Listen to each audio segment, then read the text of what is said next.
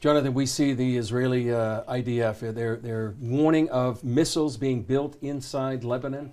They're warning that Lebanon has really become a client state of Iran.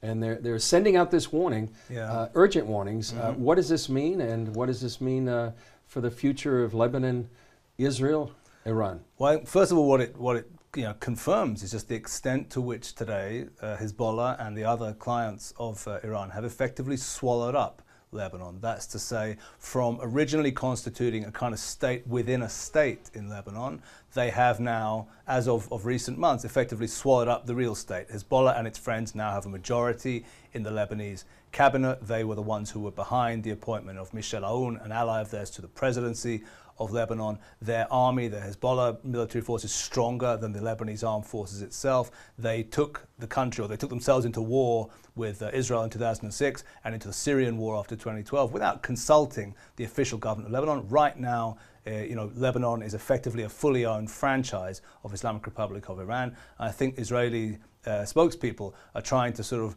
bring that fact out, drive that fact home into Western public consciousness, because with the knowledge that, unless something's done about that, with the Syrian war a little bit winding down, in the sense of at least the regime not having to worry about the rebels so much, with Hezbollah fighters now perhaps coming home from Syria, with the Iranians trying to push their land bridge forward towards the Israeli borders and the Golan Heights, the prospect of conflict is, in a certain sense, a little bit higher. And I think that's what what's behind these messages is Israel making very clear, well, this is the situation, this is a reality we're having to deal with and potentially respond to. Yeah, they talk about suicide boats, maybe conflict on the seas.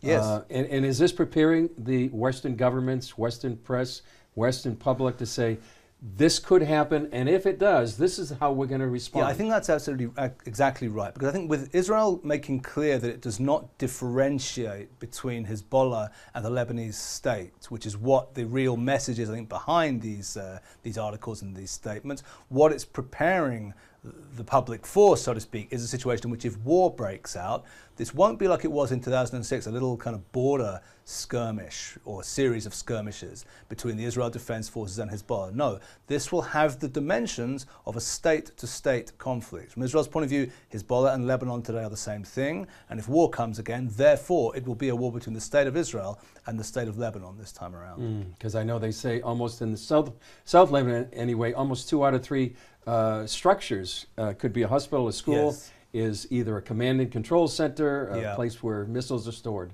We observed this very closely. I mean, unlike in the pre-2006 infrastructure, where we had what were referred to in Hebrew as Shmorot HaTeva, nature reserves. In other words, the Hezbollah built their infrastructure largely in the countryside.